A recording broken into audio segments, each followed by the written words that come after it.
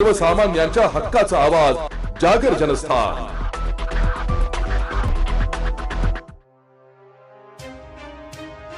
साक्री तालुक्यातील पिंपळनेर येथे एका कौटुंबिक विवाह समारंभ प्रसंगी 2 गटात वाद झाल्याची घटना आज दुपारच्या सुमारास घडली आहे। या वादातून धारदार शस्त्राने वार केल्याने 3 जणांचा मृत्यू झाला असून 2 ते 3 जण गंभीर जखमी झाल्याची देखील माहिती समोर येत आहे। या घटनेत सोनू गोसावी, देवेंद्र पवार यांचा जागीच मृत्यू झाला असून साई गोसावी यांचा धुळ्यात खासगी रुग्णालयात उपचारादरम्यान मृत्यू झालाय। या प्रकरणी सोनगड येथील 2 संशयितांना पोलिसांनी ताब्यात घेतलं असून या प्रकरणी पिंपळनेर पोलीस ठाण्यात गुन्हा दाखल करण्यात आलाय।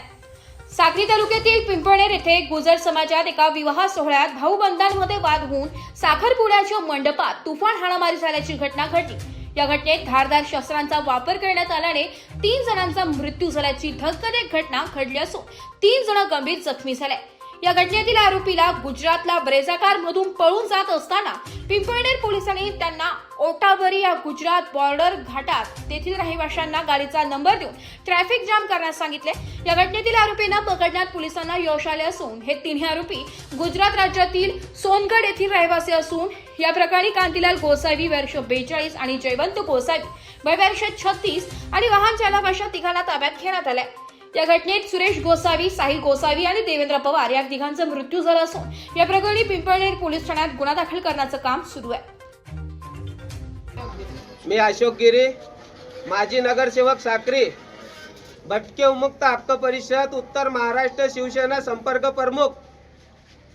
इथं पिंपळनेर इथं घोडेमाल इथं माझ्या भाषाची मुलीचं लग्न होता। विजू गोसावी त्याची मुलीचं लग्न होता। त्यांनी पत्रिका दिली। मुलगी पिंपळनेरची मुलगी सोनगडला दिलेली आहे। तर सोनगडला दिलेली आहे तर सोनगडवाल्यांचे जरा वागणूक त्यांचे जे ना राहणीमान सर्व आहे ना ते लोकांना कोणाला बी भांडतात।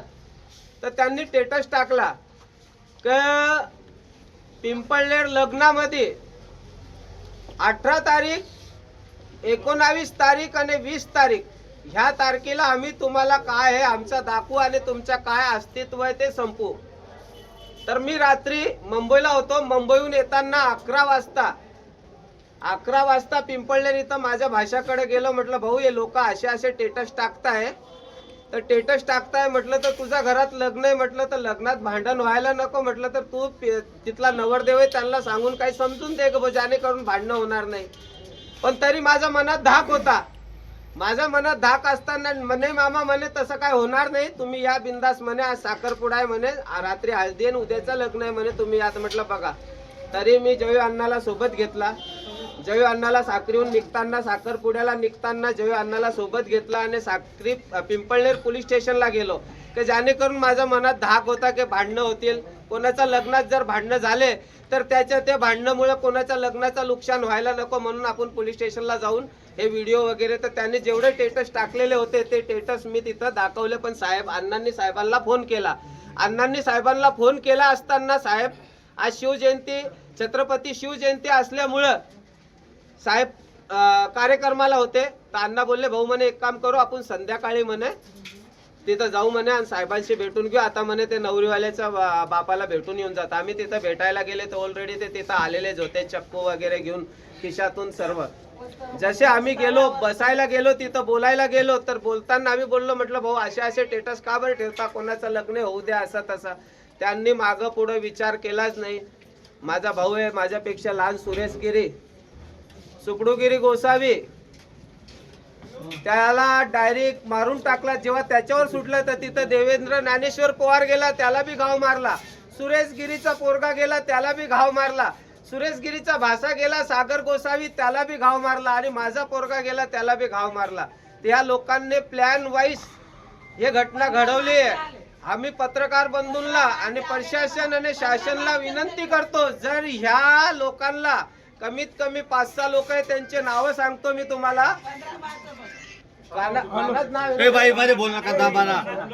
कानागिरी झुलालगिरी गोस्वामी राहणार सोनगड, बाप्पा सीताराम नगर, जसवंत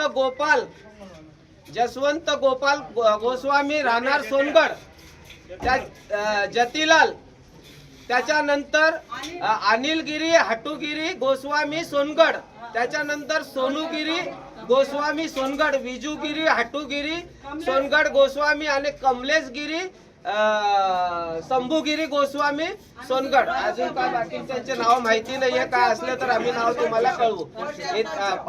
परशु शंभू गोसावी या लोकांनी मिळून पूर्णपणे प्लॅन वाईज या आमच्यावर अत्याचार केलेला आहे. याच्यापूर्वी माझ्यावर बी सोनगड मध्ये एक वेळा कार्यक्रमात मला तिथून त्यांनी पळवलं आहे, पण मी एक सामान्य कार्यकर्ता असून मला समजतं म्हणून मी माझा निघून आलो, त्यांच्या काय नादी लागलो नाही. त्यांच्या हे कारण नेहमी त्यांच्या असतं, पण ते झालं.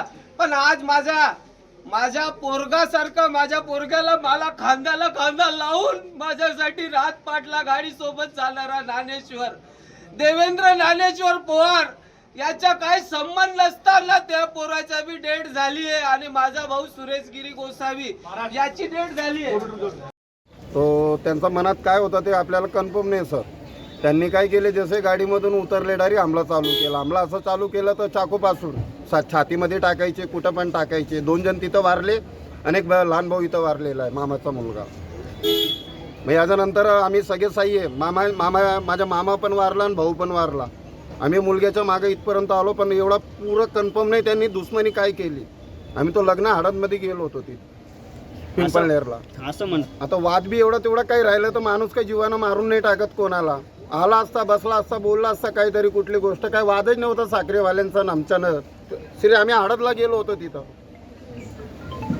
त्यांनी मागणं वार केलं. जागर जनस्थानसाठी प्रतिनिधी रूपक बिरारी धुळे.